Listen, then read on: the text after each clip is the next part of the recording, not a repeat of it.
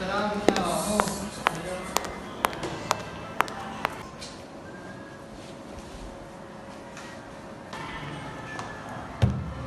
morning, class. Good morning, Mom. You may take your seats.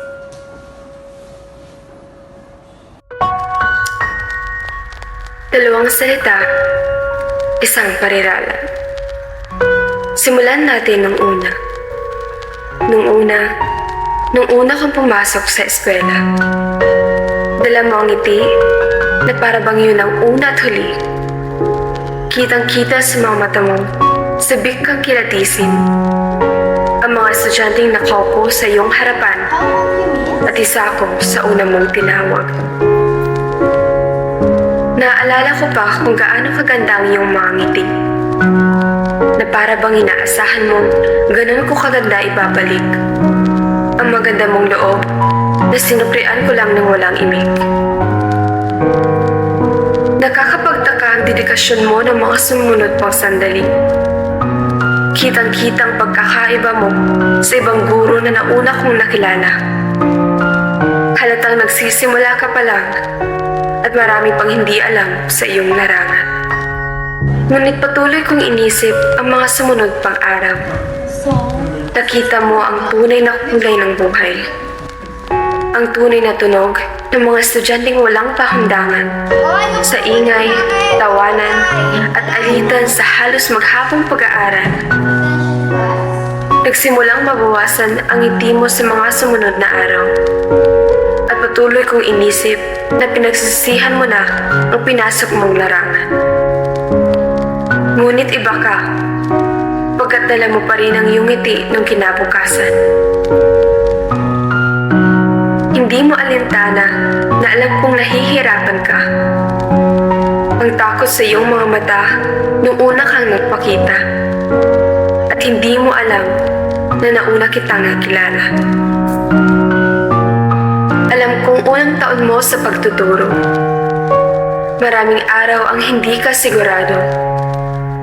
Sa pagitan ng pagngiti at pagsisinungaling sa sarili mo. Sa akala mong madaling trabaho, araw-araw ka palang sinusubok kung tama ba ang pinasok mo. Nais kong itanong, matagal ng panahon, hindi ba nakakapagod ang magturo maghapon? Ang pakinggan ng ingay ng mga batang minsan nakakairita na kung sa klase ay daig pa ang mga pipis sa pagkakasarado ng bibig. Pagod ka nang magsalita sa harapan habang iniisip pa kung may saysay pa ba ang laman ng iyong lesson plan. Kahit ang konsumisyon ay mas madalas na kaysa sa diskusyon. At ang bateryang pinupuno mo bago ang klase ay laging nauuwi sa low battery pagka-uwi. Dala mo pa rin ang ngiti na ininsayo mo ng gabi. Dahil ang pagtuturo mo ay hindi lamang dahil sa salapi. Pagkat bukasyon niyon na iyong pinili at misyon na iyong pinangako sa sarili.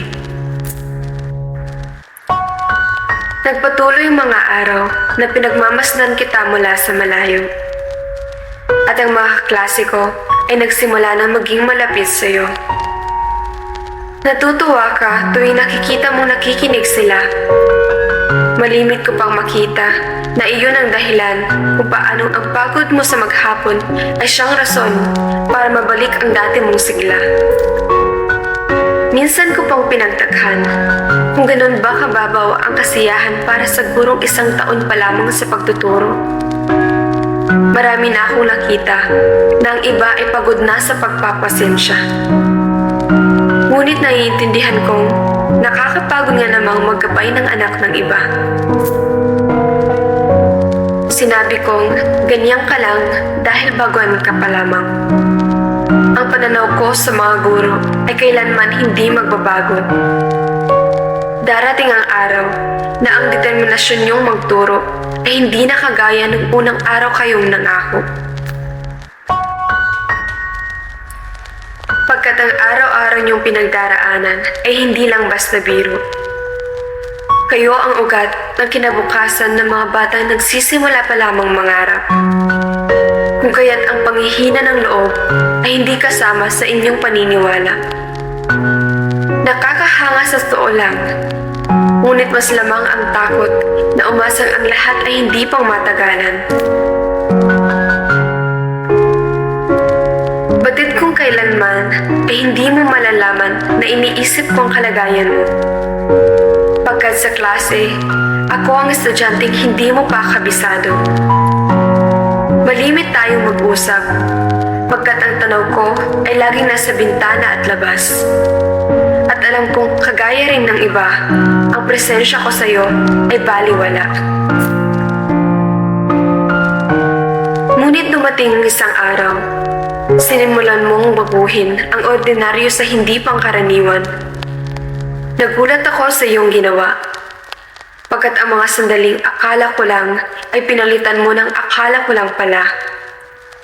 Ang mga araw na hindi kita tinatanaw, andyan ka pala at iniisip din ang pananahimik ko habang tanaw ang paglipas ng araw. Sa unang araw na akala ko, ako lang ang nakakaalam. Nandun ka rin pala at nakakunot noong pinagtatakhan ang pagiging iba ko sa karamihan.